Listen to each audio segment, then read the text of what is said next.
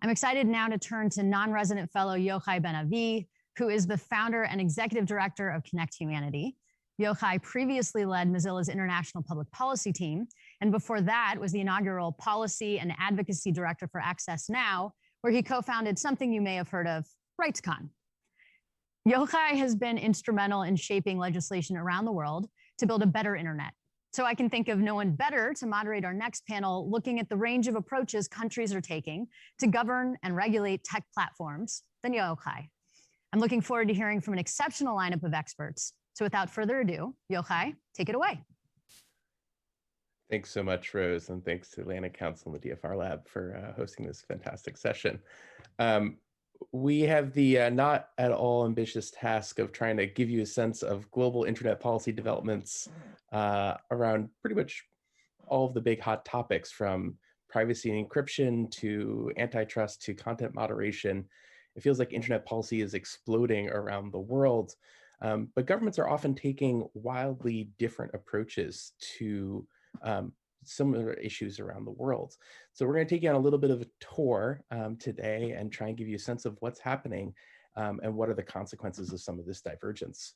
I'm joined by a fantastic panel today, and I will let them introduce themselves, starting off with Lucie, who's the first on my screen. Hi, my name is Lucie Krahulcova, and I'm the Executive Director at Digital Rights Watch here in Melbourne, Australia. So signing in at 2 in the morning right now. Pleasure to be here. And thank you so much for staying up late and joining us, Lucie. Really, I'm glad to have you here. Nikhil? Hi, my name is Nikhil Pahwa. I'm the founder and editor of Medianama, a publication which reports on technology policy focused in India. Thanks, Nikhil. Luca? Hello to everyone. My name is Luca Belli. I'm professor at FGV Law School, and I'm also the director of the Center for Technology and Society at FGV. Thank you very much for the invitation. Calling in from Brazil. Yeah. And Daphne. Hi, I'm Daphne Keller. I direct the program on platform regulation at Stanford's Cyber Policy Center. So as you can see, a group of really incredible experts today. You came to hear them, not me, so let's dive right in. Let's go to Australia first. So Lucie, from one of the world's worst laws threatening encryption to a pretty high profile antitrust spat with Google and Facebook around paying publishers, I feel like there's been an explosion of internet regulation in Australia, but the country often sort of taking positions that are different from how others are approaching these issues. Where do you see, what are the factors that you think are driving Australia's approach to internet policy, and where do you see Australia going alone versus where are they working with other countries? Yeah, thanks for that setup. Not a monumental task to try and answer in a few minutes. I believe in you. Yeah, thanks. Look, I think the first thing that I learned, and for me, it was a challenge kind of coming from working on the EU level in Brussels for quite a few years. It was an adjustment to be here, is that there is no federal recognition of the human rights charter or human rights law in general. So the sort of dynamics that I was used to as someone working in the digital rights space, where you could make that argument and it would stick with people because they did sign up to those charters, or the Charter of Fundamental Rights in the EU's case, that is not here. We make the argument about human rights law, but it's more of a theological sort of application here than anything serious. And of course, that has huge repercussions for people on the ground. So there's no actual litigation or anything that can be done through the judicial system. So some of the things, that the ways through which people have kind of expressed their power, whether that's, through cases that the ACLU brings in the US or EFF does, or people in Europe do, Privacy International and others, everybody who litigates. That's just not a possibility here. So we have a really, just the entire setup is different. The other thing is that Australia really sees itself as an underdog. So the entire kind of showdown that went down between Facebook and Google is really because we're sticking it to the big companies is a really good political play for them. And On national security, I think it's a unique situation. Jochai, you mentioned the encryption legislation. That obviously is a huge, it's had massive international repercussions. Obviously, it sets a precedent that we haven't seen elsewhere. Some of the new legislation that they're pushing on the back of it, which is the International Productions Order, as well as the Identify and Disrupt Bill, which is like next level terrible. So it actually introduces warrants that require no judicial overview, but it still calls them warrants. And I think just on that principle alone, it's incredibly toxic to set up as a precedent. Of course, it also lacks a million other safeguards and sort of things I would want in there. So, but the government, I guess, and I'll end there because I know you really want us to be quick, but the government has backed itself into a sort of national security corner. They can't not be tough on national security, because if they've already passed this sort of legislation and it's literally costing Australian economy billions, they can't allow for a security compromise to happen. So I think the actual trend, as I'm seeing it, is going to increase and increase. And we do see an increased rhetoric as well with China and sort of, the positioning of there's a lot of, just a lot of antagonism internationally. And that's, I think, strategic from the government, because they really want to keep digging their heels into that, because people, obviously, voters can't very well argue with those kind of huge structures. So that's sort of the situation here. Thanks for that, Lucie. And I think as will become a theme during this panel, we could probably spend an entire conference just looking at internet policy developments in any of the parts of the world we're going to visit. But, and I do want to come back especially to the sort of international production orders and Cloud Act pieces. But as we continue our world tour, when I think about hotbeds of internet policy development, India frequently, if not always, comes to mind. Nikhil, I feel like, internet policy in India has just been exploding, right? And in often very different directions. You have, like, on one hand, probably the best net neutrality law in the world. And then on the other hand, you have this new intermediary liability regulation, which is a pretty, substantive threat to free expression and free media and privacy. And so I feel like some days we're cheering India as the world's largest democracy, and other days we're like, is China taking like a page out of the Chinese playbook? Or is it really just like, it's the economic protectionism, stupid? Like, what is, do you think international audiences should know about how India approaches internet regulation, and what sort of explains these sort of different, often very different directions that we see in the legislation and regulation coming out of India? Yeah, Jochai, sometimes I think that we got that fantastic net neutrality regulation despite the government and not because of the government. Because, once we got that those regulations in, it's just been going downhill. The last 2.5 to 3 years have been crazy, just with the escalation and policy initiatives in India. And I've taken a step back and looked at how things have shaped up over the last 2 to 3 years. And there's something feudal about the way India is approaching internet governance. And, it's all about accumulation of power by the government, whether it's, refusing to sign the DFFT agreement at the G20 summit, whether it's the push for data localization, the equalization levy on taxation. Now the internet rules that have just been released, where they're exerting control over platforms and streaming services and all news agencies and news publishers like us, So just that accumulation of power and control that's happening is not just happening on platforms, but it's also happening on data. So India is actually architecting government technology using identity systems that empower governments and give them something like a 360-degree surveillance view of citizens. And, even vaccination is now being used to seed a health ID, again, which will be linked to the national ID Aadhaar.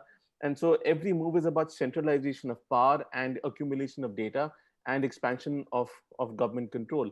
The core thesis behind this is, if you view data as the new oil, and I know we all hate that analogy, but when you truly believe that's the case, you want to accumulate as much of it as possible. You want to generate as much of it as possible.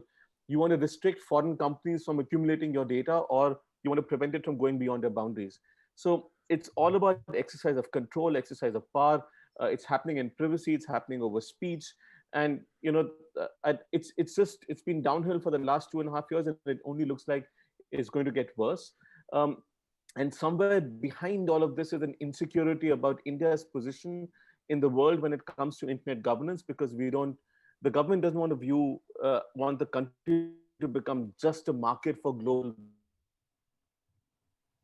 And I'll talk later about the impact that our history of colonization is having on our psyche when it's,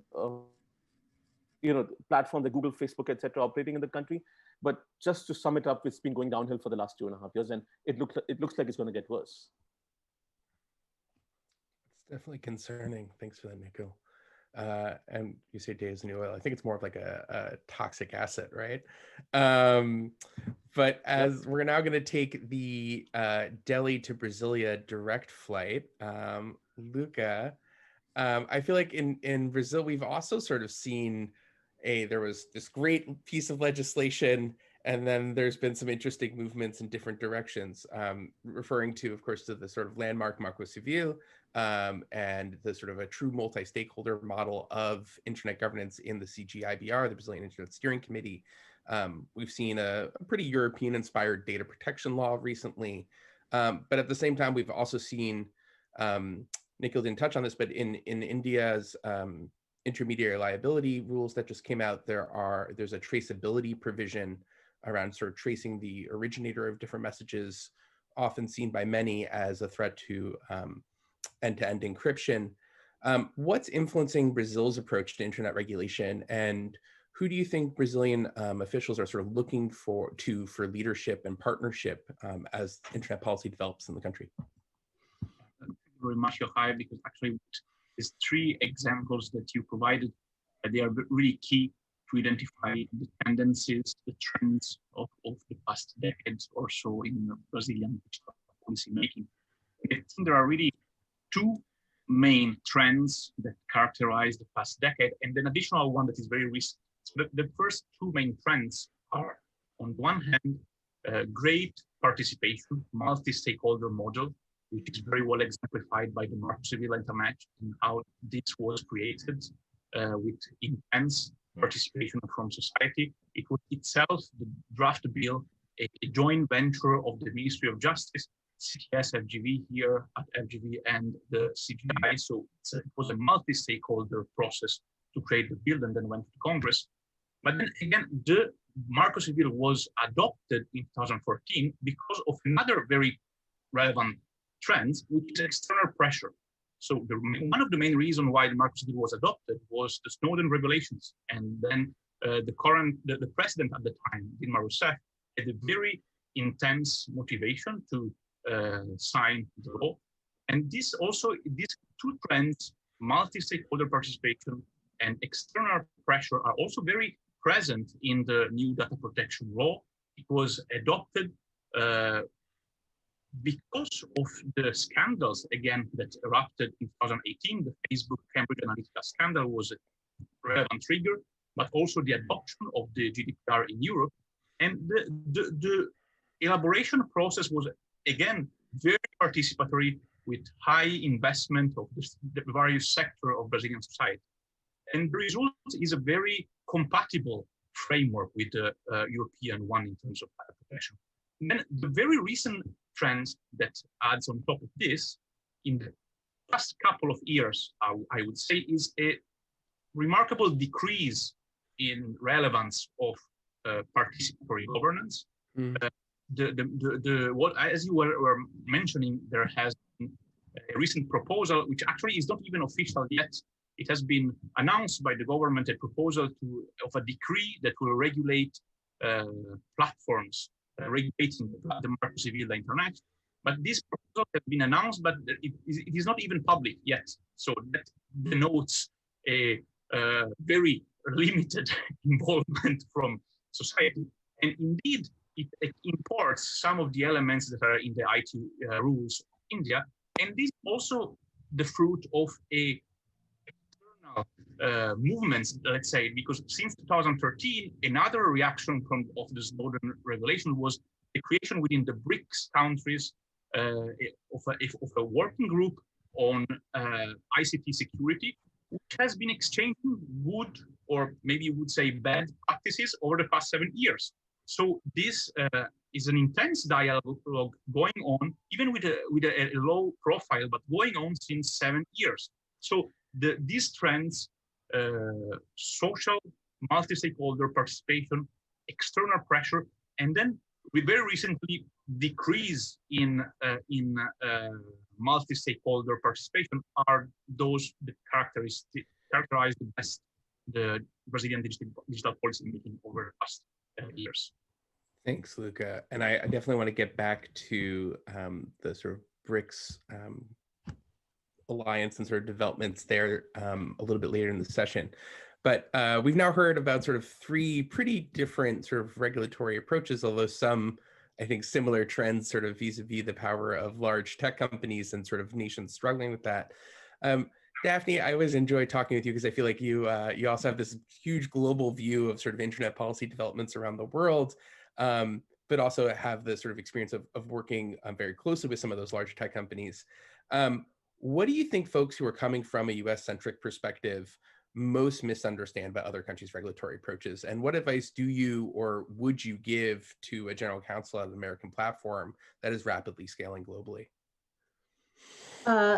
Thank you. So, I try to keep track of global trends in this area, but man, it has gotten very hard lately. And I think everybody who works in this area, we periodically compare notes and commiserate that you just cannot keep track of it all. And it outstrips the ability of, experts and organizations to really coordinate as well as they otherwise might, because everybody's frantically fighting fires on the ground where they are. So it's a crazy time. In terms of what maybe American lawyers misunderstand about global regulation, one point is just thinking that U.S. First Amendment standards are going to be the relevant standards for defining what speech is legal, which is just wrong. You have to move past that. Every country prohibits some speech, including the US. They just have different rules. Get over it for the most part. A second is, I think, not being aware of the really amazing substantive work that's been done on platform regulation in a number of other countries. So we have things like the Shreya Singhal ruling from the Indian Supreme Court, the Belén Rodriguez case from the Argentine Supreme Court, the Marcos Civil. Like Latin America in particular has been a source of such rich analysis of how the regulation of internet platforms affects individual users' fundamental rights. And so there's just a lot of insight that we could stand to import, and I suspect we'll eventually emulate, even if we don't admit it, in our own case law. For general counsels,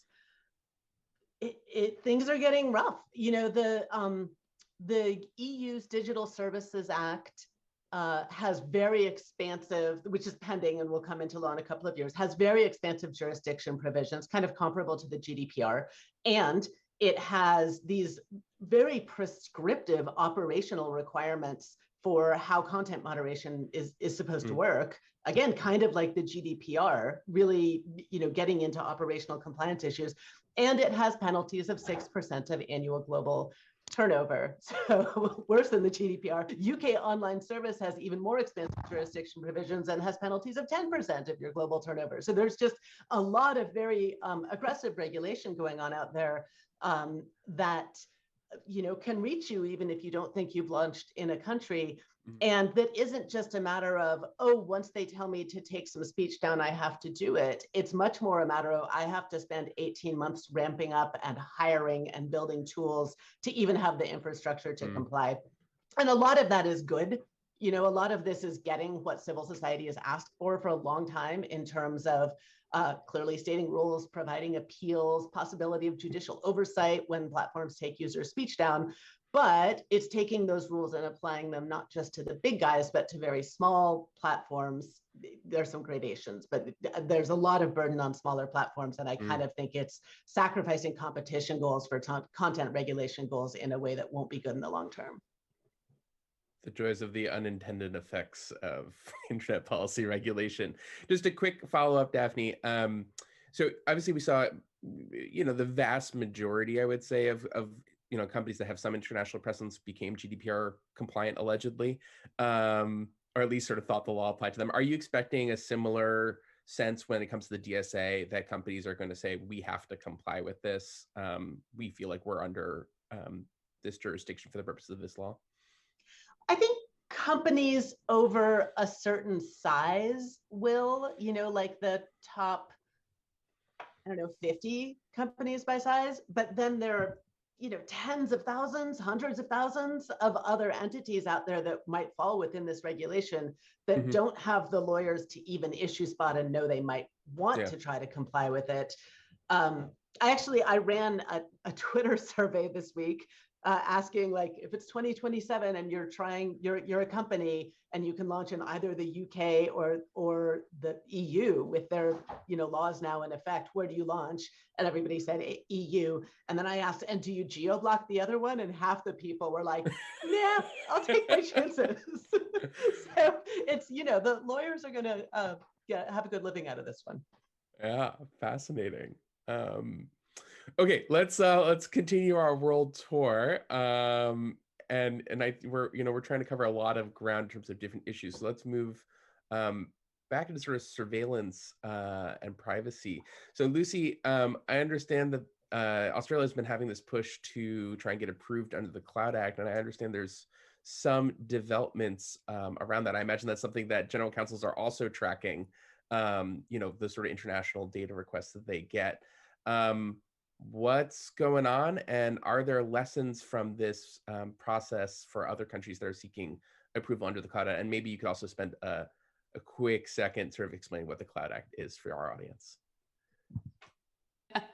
Yeah, sorry, all I thought as Daphne was speaking is like, oh, that's how we're going to patch the EU pension funds, I guess. So this is a nice perk. Yeah, look, it's really breaking news because it's been a few hours, but the International Productions Order, which gives Australia the mandate to enter into an agreement under the Cloud Act with the US, presumably passed the Senate. It was unexpected. It took them 24 minutes from first reading to final approval. And there is something like 502 amendments. So I will refrain from my assessment so far. But we testified I think it was back in May, together with Sharon Bradford Franklin from OTI at the hearing. And obviously there just wasn't, there wasn't nearly enough, I think, international attention. Because Australia, and I think that's generally the struggle with Australian surveillance pushes, it just kind of flies under the radar because A, we have an incredibly weak civil society here, and B, it's super difficult time zone wise for people to engage with the process here. So a lot of things tend to happen. And even the tech company kind of representatives who are here have really trouble relaying back to home base because things just happen in the middle of the night and very, very quickly. But yeah, so the IPO did pass. I think it's whether we will actually get an agreement with the US, I think will be up to the US. And I hope we don't, quite frankly, because it's an incredible, extraterritorial reach of the existing surveillance infrastructure. And actually, not just the existing, the imminently arising surveillance infrastructure. So I mentioned this before, but the Identify and Disrupt bill, introducing warrants that aren't subject to judicial approval. Yeah, quote unquote warrants. And moreover, under that bill, one of the things you can get is a network activity warrant, which basically if you're tied to anyone who's on the same network, you're susceptible. So basically, if you're using WhatsApp, it means they have the power to intercept all of traffic on WhatsApp, hypothetically, as an example. But that's how broadly and poorly it's drafted. So it really, the IPO, I think, is a really tragic extension and an overreach. And I hope that the US will see it for what it is. The Department of Commerce and I think the US representatives have been really, active in the space here. I think it took everyone by surprise tonight that the bill passed, and I think we have to process it a little bit. But this is a really dangerous precedent and a real extension of the Australian infrastructure, which, and I'll end there, but which we've seen is filling the holes of what the Five Eyes countries currently can't do.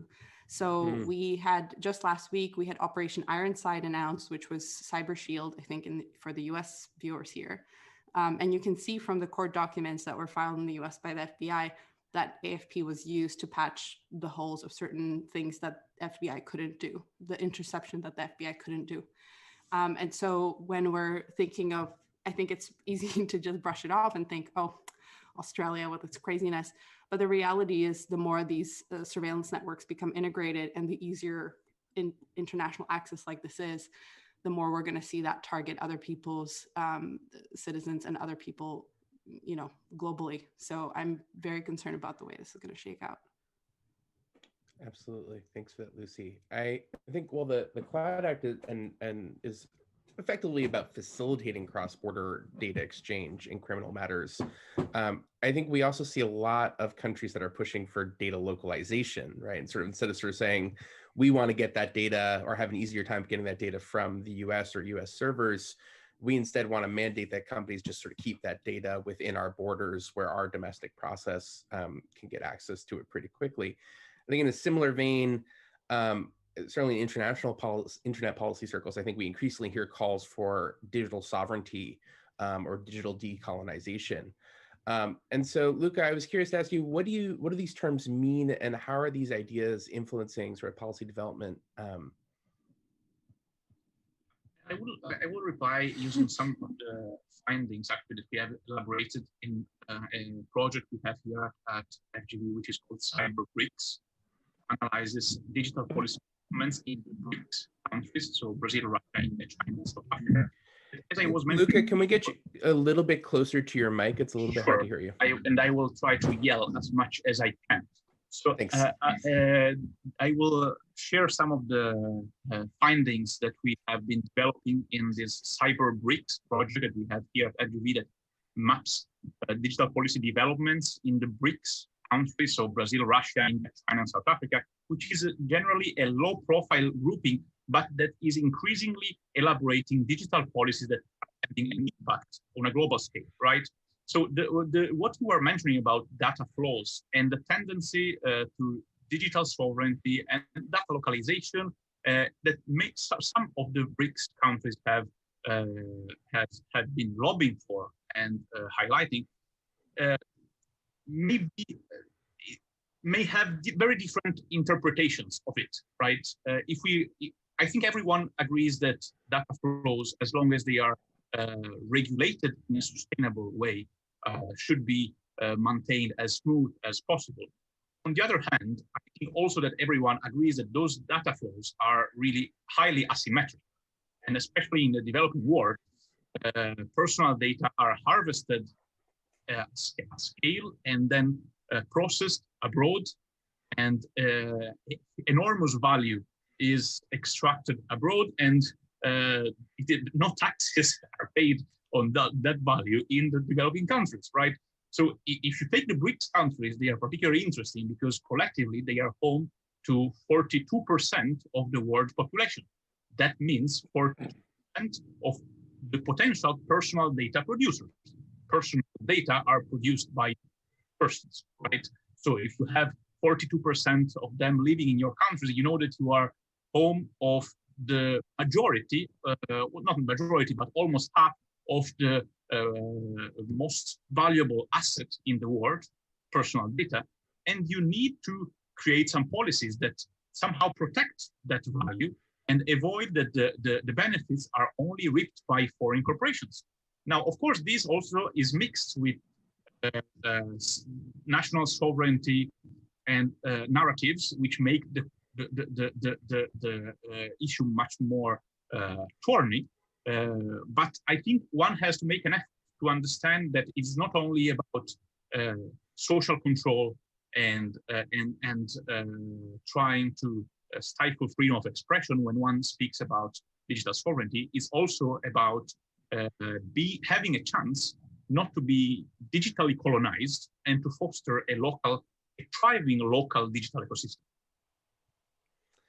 Absolutely. And it reminds me that India had a strategy not so long ago that talked about data as a national asset. And I think we also see a lot of calls around digital sovereignty in India. Do you think that's part of the motivation for India's new intermediary liability rules, Nikhil, and the sort of recent high-profile let's call it a spat with Twitter. Could you tell us a little bit about what's in the rules and, sort of what you think the consequences will be, and sort of how does digital sovereignty sort of play into that? So, okay, but first I just was listening to Lucie, and I was thinking that perhaps cloud regulations coming to India soon, because we tend to learn the worst from everywhere and try and implement it here. Look, the spat between the Indian government and Twitter's largely been around Twitter's refusal to censor some content, especially criticism of the government. And these rules that were introduced on the 25th of Feb were seen as a reaction to Twitter's refusal or Twitter's pushback against many orders from the Indian government. There were some farmer protests taking place. They were protesting a law. They were camped outside the Indian capital of New Delhi, and there was widespread criticism of this law on Twitter. The rules that have been brought in address a bunch of problems that the government's been grappling with and trying to push through for a very long time, and they've been brought in without the backing of law. For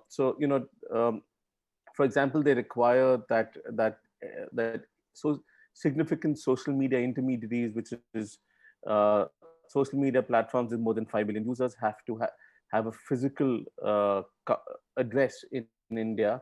They have to have a chief compliance officer who is liable for any instance of the rules not being followed by the platform, and that includes complaints coming in from users, which have to be resolved within 15 days.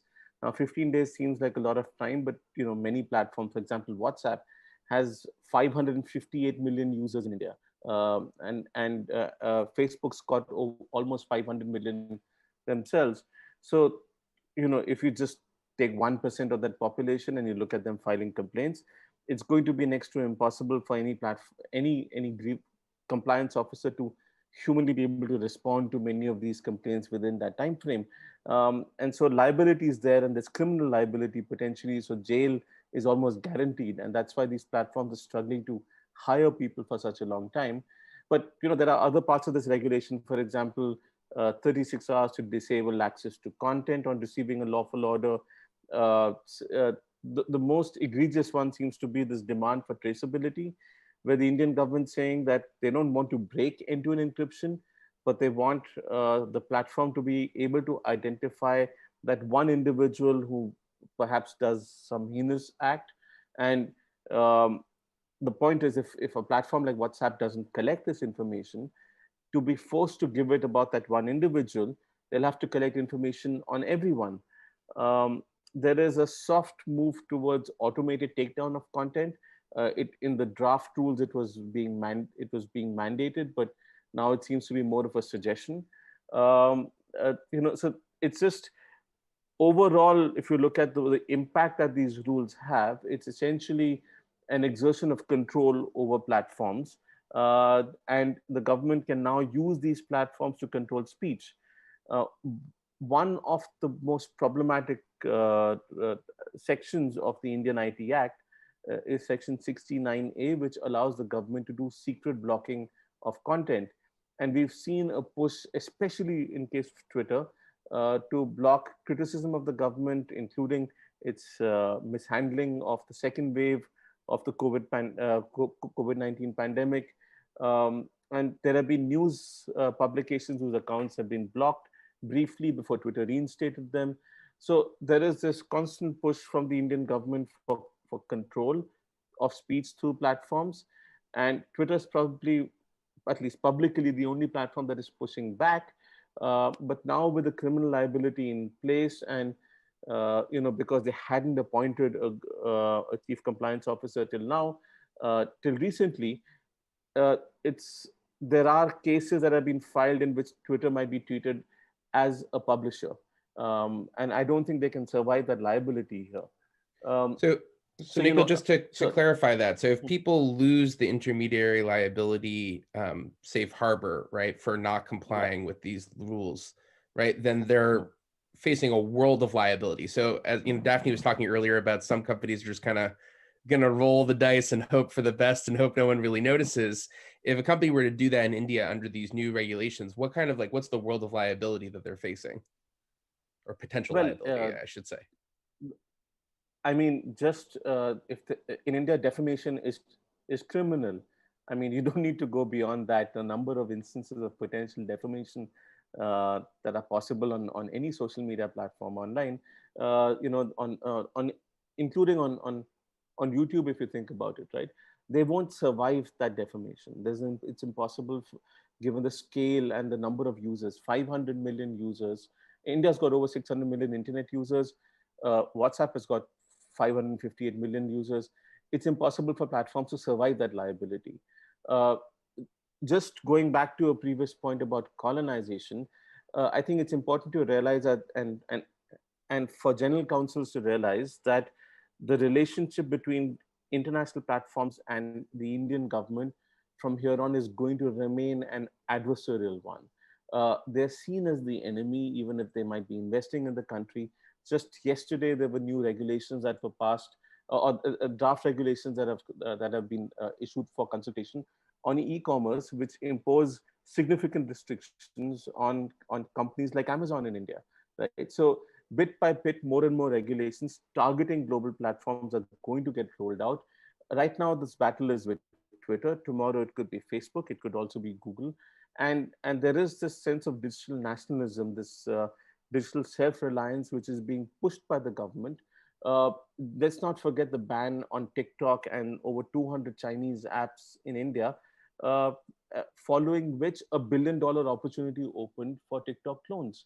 So similarly, if any platform decides to leave India, there are alternate platforms that are already being created by Indian entrepreneurs. So for the Indian government, that self-reliance is important, and they're trying to push